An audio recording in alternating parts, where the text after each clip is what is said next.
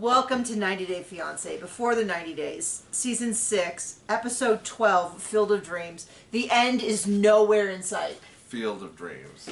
I would call it, let's all make pretend you pretend, because there's only one real relationship on this whole show. Yeah, I mean there's a couple of relationships I wouldn't mind, but if I could vote Gino and Jasmine off the island, just gone, I don't believe a word they're saying. They deserve each other. They're terrible. Every second is like some contrived thing. I don't want to hear about his... And spoiler alert, next week she says that she's been boffing her ex-boyfriend just a month ago, so... And I tell you what... That was the most exciting part of them, this whole episode. Was the next week preview. I'm obsessed with Sister Wives. We watched it and recorded ourselves watching it on this computer for our Patreon, and we're up late trying to make sure it works, because as soon as we actually started doing it, John's like, why is it just music? And I was like, there's no music, and that's when we discovered that our wire splitter was not stereo splitting. Yeah, it was splitting into left and right, and so I had just the audio and he had just the music. Anyway, we were up late. So then to have this 2-hour train wreck, which didn't need to be, because the majority of the time... It didn't need to be 20 minutes. We could have got all we needed to know in 8. I do think it'd be more... I will tell you, Sister Wives used to be 2 hours, and we used to complain about it forever. I don't know about you, but I certainly did. And then they went to an hour, and they still do a lot of repeating, but it tightened it up a lot. I think that's what 90 Day Fiancé needs to do. Or they need to get people who are real couples, because it really feels like... You know how in The Amazing Race they cast you and someone else, and then you do all this stuff together? That's how this feels, like they've cast 2 people into the role of a couple, and then they're going to do couple stuff. And I don't doubt that they knew each other ahead of time, but it definitely feels like they're like, oh, I'm kind of flirting with this person in another country. Let me get some money by being on 90 Day Fiancé. Because I don't know, I'm just not buying it. Which non-couple do you want to start with? And this is going to be... I think it's going to be short because I feel like nothing happened. It was like... Well, then let's get Vietnam out of the way. Riley and Violet? That's who I was going to start with. Yeah, those fake couple. Yeah. Because... They're both...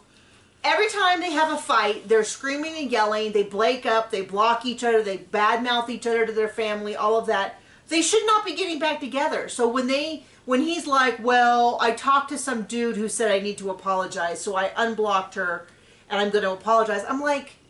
That doesn't undo any of the problems that you guys... If they were real, which I don't believe they are, like, they're clearly not compatible on any level at all. Yeah, and they both seem to have... Red flags, both of them, that they should just... Yeah. Those are red flags that the other one doesn't want to deal with. Bye-bye. I'm harder on Riley because we see more of him. And 2, he's sort of the one driving this narrative of, like, let's get back together. And I'm like, no, don't. You clearly don't trust her. Or like her. And I don't know that she's likable or trustworthy. But you don't. It doesn't matter whether or not she is or isn't. If you don't trust her, then don't get back together. But he's like, well, I talked to... Was it a bartender? And he's like... Was his taxi driver on the little moped thing? Yeah, like, oh, well, I'm glad that you got advice from a professional.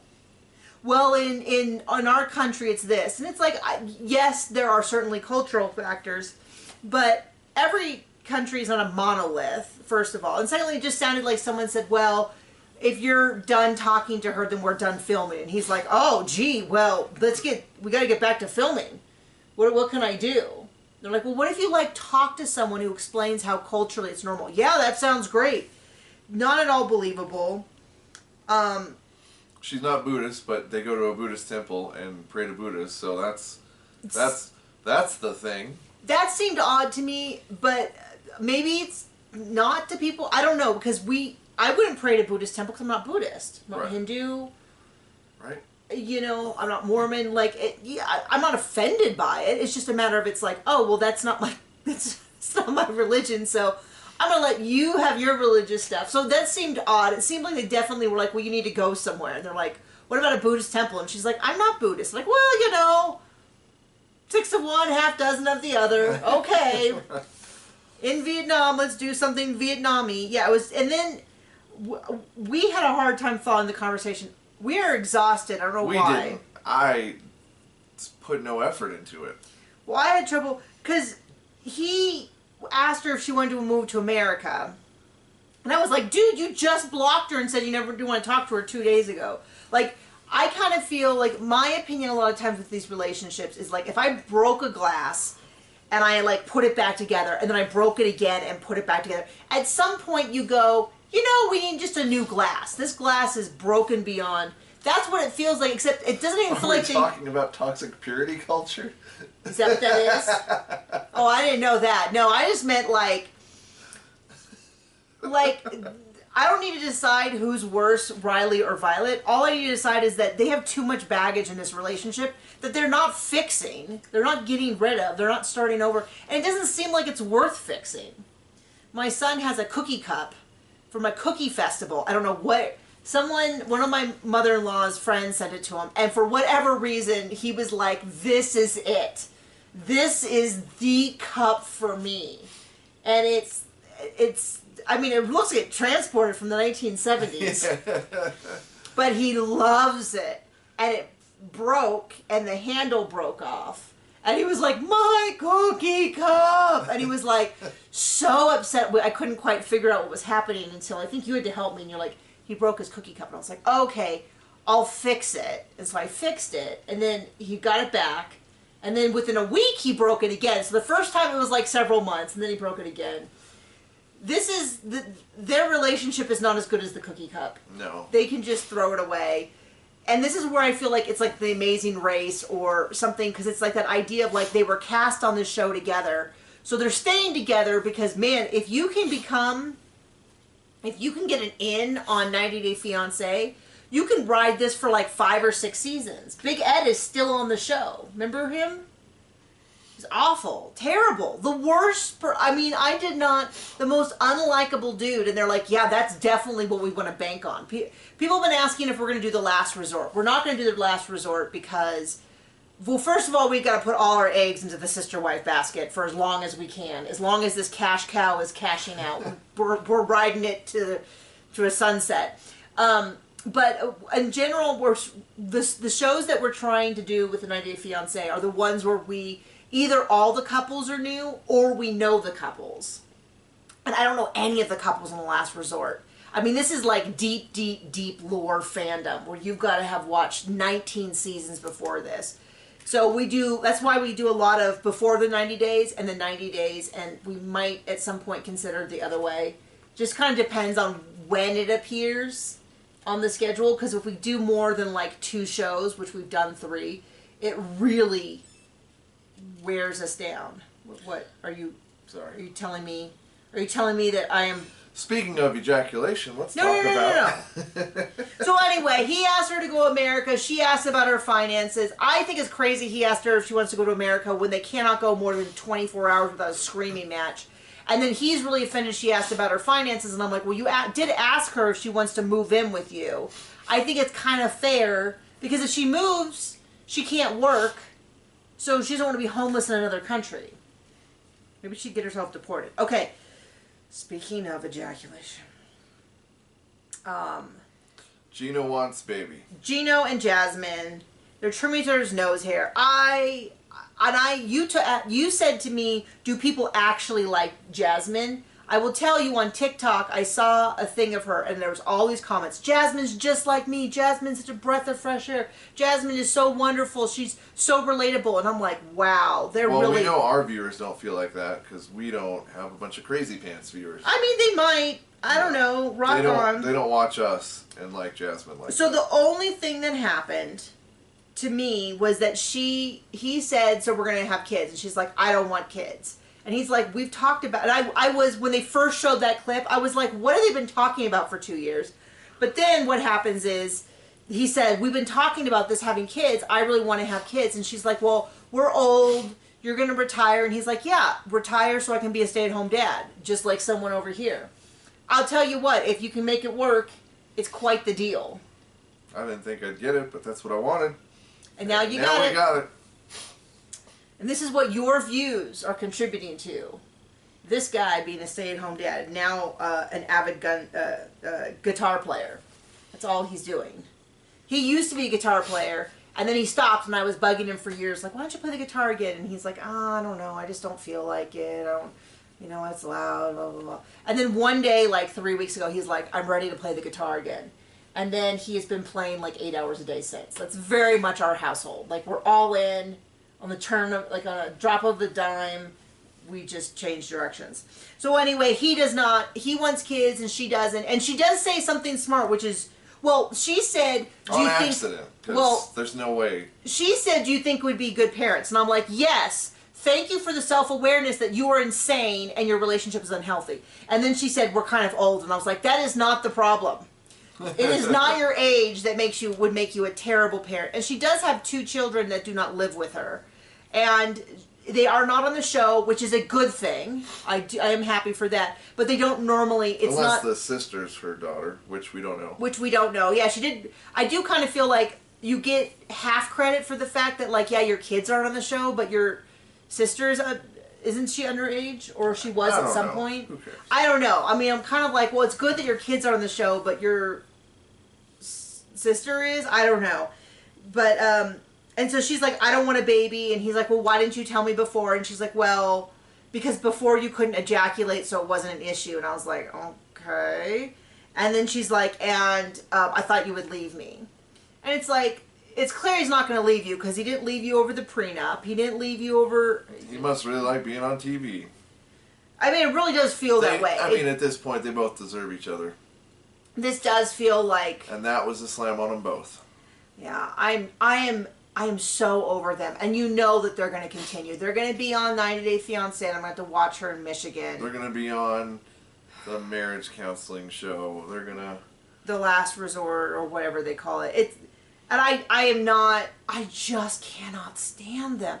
If you enjoy them, more power to you. Well, I mean, a lot of people like watching a burning building. I have a very low annoyance factor for... That has always been my biggest problem, is that people annoy me so easily to where I'm like... And when I get annoyed, I'm like, oh gosh, I can't get from my sight. Like, it's really unhealthy. It's not a good quality. I'm not bragging. But this is why I don't do things with a lot of people, is that I get easily annoyed and overwhelmed and, like, stuff like that. Okay.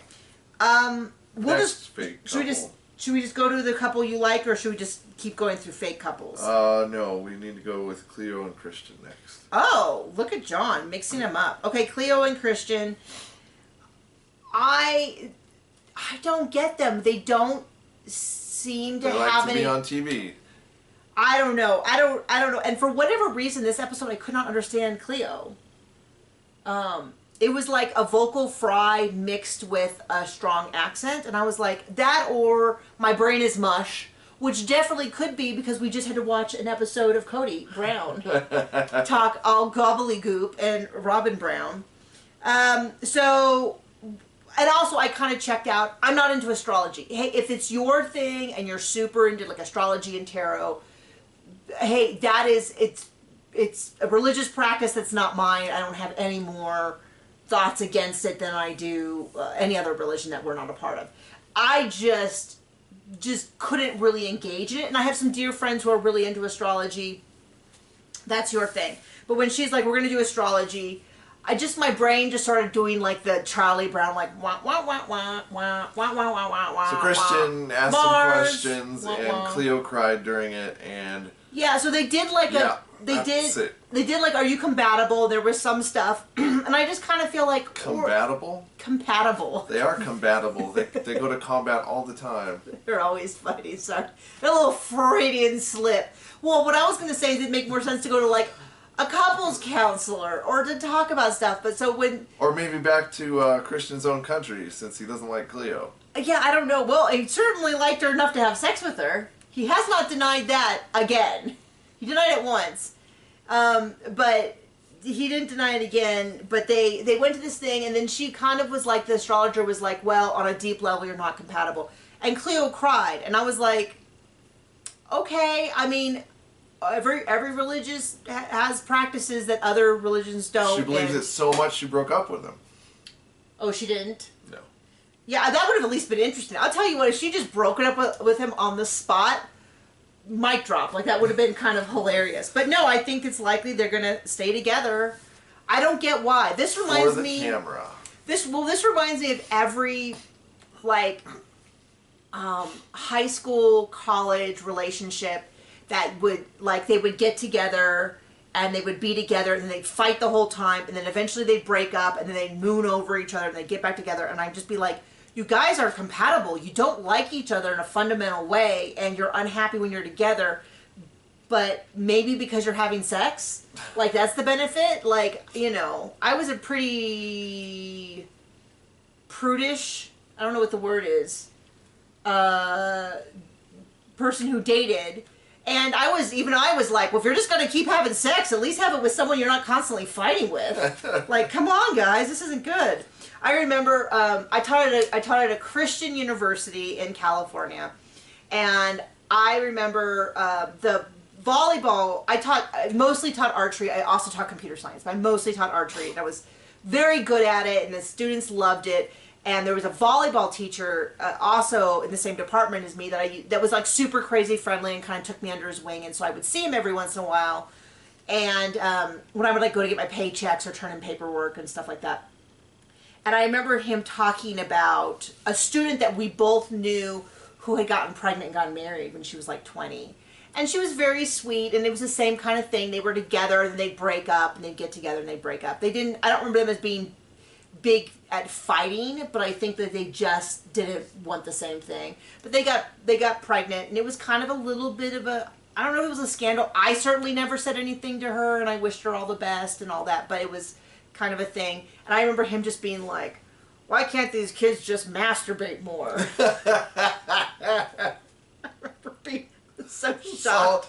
Solve a lot of world problems. I mean, he didn't say it to all the students, but he said it to me. And I was a teacher, but I was only like 26. I was only like 4 years older than the students. But I remember him saying that and being like so shocked that he said it. But then it was a little bit more of like, the older I get, the more I'm a little bit like, oh, he wasn't that wrong. Because he's like, they just got together to have sex. Couldn't they just... I'm sorry. I know that is both a shocking story if you grew up like I did, and not at all a shocking story if you grew up very differently from us. But we grew up the same, and so nuts. It's funny. Have I ever told you that story? No. Okay. Yeah, so anyway, terrible news has come. Their astrology charts. I mean, if only there had been some warning signs before this that they weren't compatible. Like when he told the long story about hitting on the girls while he was drunk on the plane. Or lying about bases. Or lying, yeah. I mean, the thing is then not just lying about it, but then calling her and then trying to like... making it her fault. Make it her fault as opposed to just being like, you know what, I just... Coming next season, he's going to catfish Mary Brown. I know, that would... Oh, gosh, let's get some crossover episodes. Okay, who next? Sadler and Dempsey? Oh, God. Sadler and Dempsey. This... Another couple that should not be, because Dempsey needs some deep and long counseling. Statler? Whatever. They both do. That one. Yeah, Statler. The one from America. I don't know their names. I'm sorry. Yeah, no, I mean, Dempsey does too. I mean, but I also will tell anyone. There's very few people I meet where I'm like, oh, no, you're good without counseling. Everyone else, I'm like, you got some stuff to work out. I consider counseling a lot to be like going to the gym. We all have physical weaknesses, and we're all getting worse over time. And so if you're not doing work to, like, fix the stuff, get rid of the clutter, work on that weird shoulder... When Dempsey was like, oh, I just wanted to be wanted, and, you know, ever since I was born, it's like... No, that's, okay. Once again, that was Statler. Okay, Statler. The one named after a Muppet is from America. Okay, well, anyway, so Statler says that, and I'm just like, yeah, because, you know... you had anything to do with your parents not being able to care for a child. Like, no, that was their problem, and maybe you should go deal with your own. Well, she clearly has some adoption trauma, which came up quite a bit in this episode. And Statler did. Very good, John. I'm glad you got the name right on the third I had to get one in there right. And that is very severe, but you know what also is not people's fault? I don't know. Their parents' divorce. Correct. Like, well, what I was going to say, though, is that moving in with Dempsey will not solve that. So that she will still have that problem. Well, we don't have to worry about that, because she already blew that to heck. So Dempsey's Statler's a little bit like still. Dempsey's upset, like, why are you still talking to your ex? And Statler's like, well, you never know what you need to fall back on. No, that's not what she said, but that is what I think That's what Dempsey we're all heard. thinking. So then Dempsey's like, I feel like we're rushing in. And Statler's like, rushing in? We've known each other for months. And We're going as fast as a dead snail. Well, she's like, we've known each other online for months. Like, and I was just like, oh boy, the perspective here. If you've known each other... Well, she said we've known each other for months, but I'm like, you guys have been talking online for months.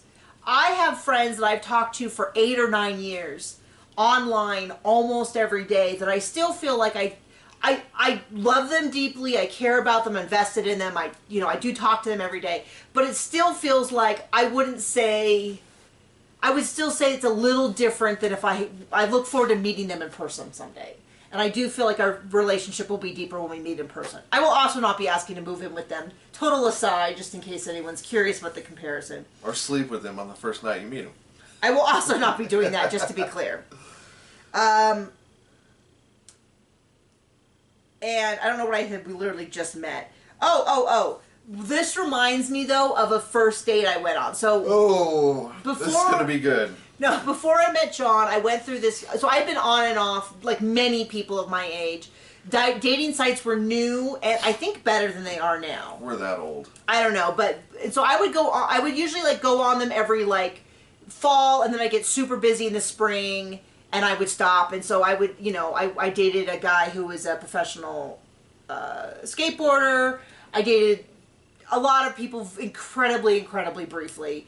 And right before I met John, so I was on eHarmony and I was doing this thing where you talk to people. It was just really hard to connect with anyone because it'd be like, how many times can you say like, what's your favorite food? What's this? What's that? So right before I met John, I went on and I was like, anyone who seems like they don't have huge red flags, I'm just going to meet them and get it over with, because this whole like talking people for a month and not really getting any connection and then having it fade out was clearly not working, because I had dozens of guys that I was like, I would talk to for a while and there was just no chemistry and we'd fade out. So I was like, anyone with a pulse, with real, I'll just meet him for a meal and we'll just start working our way through meeting people. So I met a whole bunch of people, and one of the ones, like, I remember the Italian restaurant, I remember where we were sitting, and I remember he reached across and grabbed my hand. He said, when I was 2, my mother died.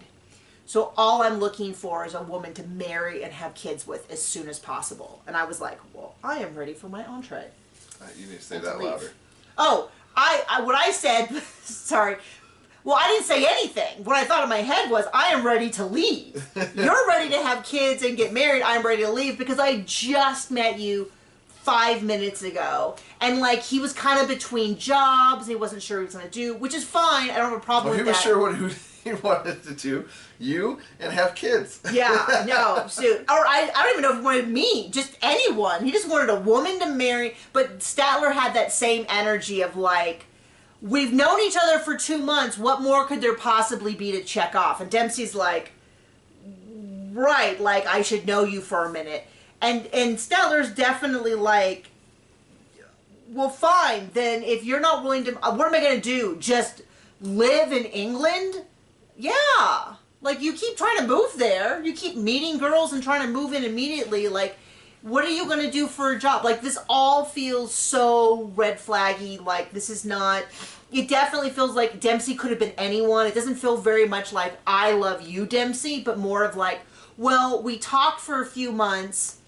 We had sex immediately because I kind of put some pressure on you because I'm so sexually adventurous. I've stayed here for a week. It's up to my, like, what more could you possibly want? And Dempsey's a little bit more like, I don't know, a connection, a foundation, get to know each other more, slowly start to build a life together, see if things are working. And Statler's like, that all sounds dumb. That's kind of how I got that. Okay.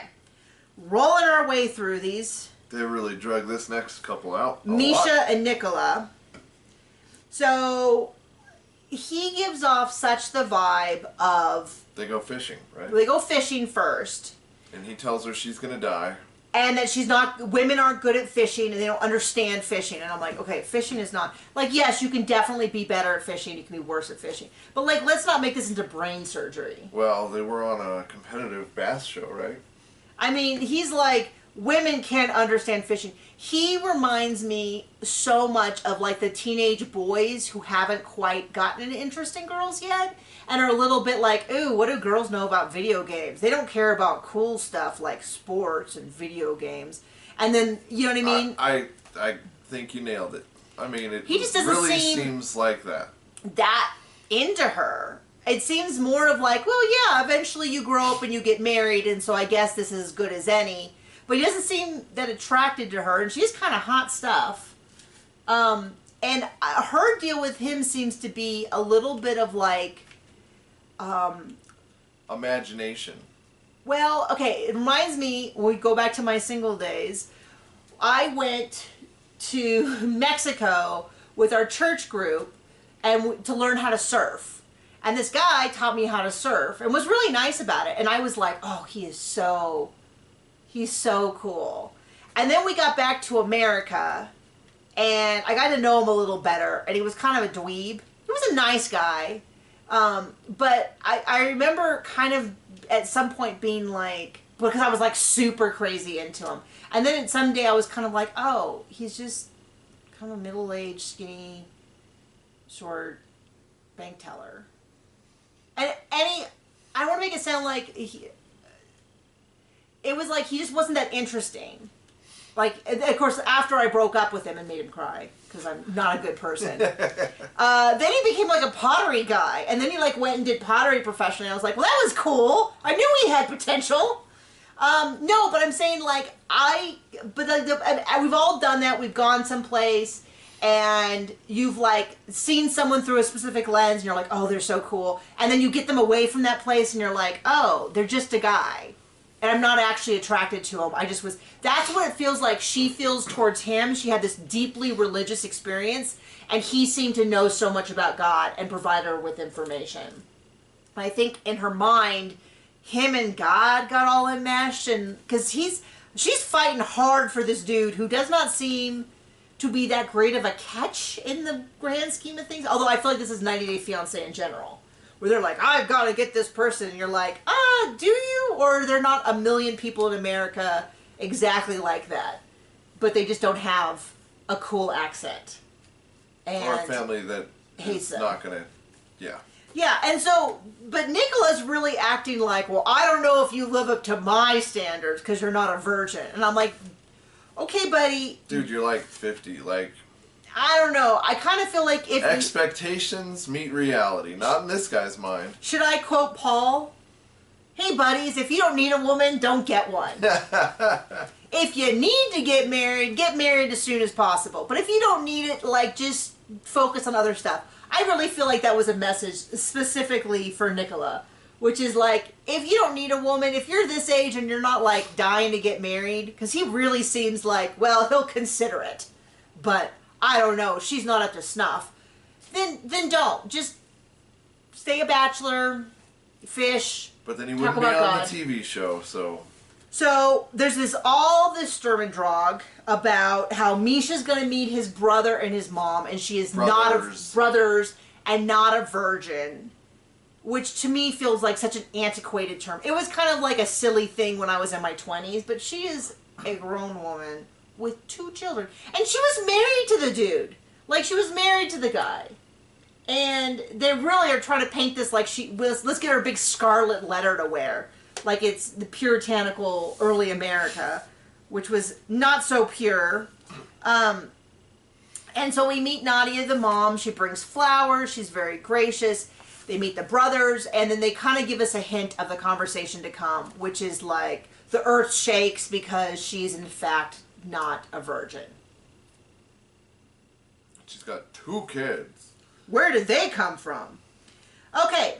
Last couple, and the only couple that I care about in the slightest. I wish them the best. They seem to genuinely be struggling with some real issues of like how is logistics. Logistics, but also things like taking the son away from his family in the only country and language he knows, and how that would be difficult for him, and they want to support him and they want him to be happy, but they also want to move, and the fact that she is concerned about the safety and welfare of herself and her son going to America I didn't even say their name, Sheila and David. So if she's worried David can't support her. So they go to the beach in this episode. With John Rail. And they seem to have a really good time. Very kind to the kid. Seems to really genuinely enjoy his time. John Rail seems as well. He says he wants to learn sign language.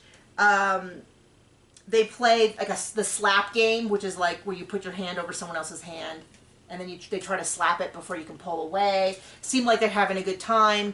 They ask if he, she explains that John Rail's dad doesn't take him on trips, doesn't really talk to him, kind of left them. Are you willing to be a father? And he's like, absolutely, you complete our family. He's like, I've always wanted to be a father. He seems genuinely everything that you could hope for in a stepfather taking on other kids, taking on a child. But the topic comes up again about money. Like, if we move to America... Well, first of all, they asked him, do you want to move to America? And he says no. John Rail. Yeah. And there's a big amount of concern. Sheila has talked to him before about it. So it wasn't like they just asked him out of nowhere. But it sounds like... And he's a kid, and new things are scary. And it is. And he wouldn't know the language, and he doesn't know what to expect. And she's really concerned about would you be able to provide for us. And that's very fair. Would you want to move to another country where you don't speak the language and you don't know if you would be safe and have, because at least where she is now, she has family. I mean, she lives in extreme poverty. A little less family than a week ago. But she would be leaving her dad alone now. That has to be incredibly scary, And he can't afford to fix up her house there. And so I know she's thinking, well, what if we go there and there's no food? What if we go there and we're homeless? At least if she's homeless where she is, they have family. I mean, I assume some people help to build this. I don't know. Maybe she's... So it's very, very difficult. But they're the only couple that I genuinely care about. This does not feel like Gino and Jasmine saying, well, this week we're going to fight about kids. You know what I mean? This feels like genuine, real people trying to navigate what it's like to fall in love and consider moving to another country. Yep. Okay. My favorite couple, and have almost nothing to say about them. Other than I wish them all the best. I hope that TLC money goes well. I hope that they get... A lot of it. They get a lot of it, that they go on to 90 Day Fiancé. My mouth to TLC's ears... More of these couples. I want to see more couples that I genuinely believe in love, that the stakes are them versus the world, not them versus each other. You know what I mean? Like, where I can cheer for them, where if things work out, I genuinely am excited. Like, we need more couples like that. I know that, I'm not saying you have to have all of them. I'm just saying if there was 3 couples we liked, and there are people I like. I like Dempsey. I don't have a problem with Cleo. I don't... Well, other than she won't face reality and break up with Christian and go on her way. That's a little silly, but I don't dislike her as a person. Christian, right. I'm a little like, I don't know if I like him as a person. Seems like a genuinely... Statler has some red flags. Oh, although apparently Cleo... Statler is a red flag. Statler and Cleo are now doing like TikTok lives or Instagram lives or something together, and Cleo's like, Statler's the best, protect her, and I'm like, you have zero, and this is fine, this is not just the autism, but 0 sense of like scam detection. What do you call that? Like when you can sniff out a bad person? She's got none of that. She's got no street smarts. And there are plenty of people who are not autistic who also have that. And that is not us. We absolutely are red flag detectors. And we are normally so far ahead of the curve that everyone thinks we're mean. And then when it's outed, like when we had major concerns. And we don't care.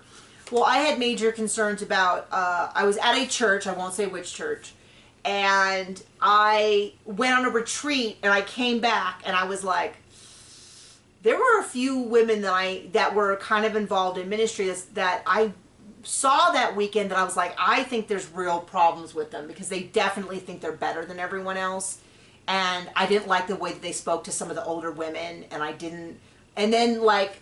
It turns out... Years later, one of them cause nothing like super bad. So this is not like a genuinely sad story, but like one of them wrote a letter to that got someone in trouble, that the charges were cleared because it was like they're abusing power and they were not. And another one took over a position in ministry and then screwed up the whole thing by playing favorites and showing a lot of favoritism, and then left, and they had to rebuild the whole system. And it was really funny because we found out about the first one with the letter. They wrote a letter saying that, I don't know, because she didn't like when somebody said that her husband was overstepping his bounds, and so then she said the person who said that to her husband, he was the one actually doing it, and wrote a complaint, and they had people come out and they did an investigation. Good that they did that. Accountability is important. But then they came back and they're like, I don't know what she was talking about, anything. But it was funny because John's on the board, and so he eventually heard this and came back to me, and he's like, who is the person that you had big question marks about? And I'm like, well, we can't narrow that down at all. You got to help me here. He's like, remember when you went to that women's retreat in 2000 blankety blank? And I was like, oh yeah, no, who was that? I said, yeah, I had a problem with a couple of people. And I said the person's name. He's like, I couldn't remember her name at that point because it was so long ago. But he's like, yep, guess who was behind that letter and that investigation? And I was like, no way. My point being that happens a lot with us, where we're like... Right, we're constantly right. Well, we just are like... We're amazing. We point out red flags, and then people are like, you are totally... We're so far ahead of the curve, they're like... And then 2 years later, can you believe? And I'm like, we said that. And they're like, no, that was a totally different situation. I'm like, it's the same person. They are connected. And I think that is personally why our Sister Wives videos have done so well, is because we were calling out a lot of this stuff years ago. We weren't the only people. Much like our genius viewers. Much like our genius viewers who also saw it and agreed. So that was 90 Day Fiancé before the 90 days. We have at least 4 more episodes that I think in a tell-all. I might die. Oh. I need the abridged version where they like cut out all of the coming ups. Cliff notes, if that's still a thing. They cut out all of the coming up and the before the break stuff. And then, yeah, like we need to just tighten up the editing. Let's cram this 20-minute episode into 30 minutes. And we need to wrap some of these stuff up. Like, why are we still seeing some of these people? Oh, okay. Bye.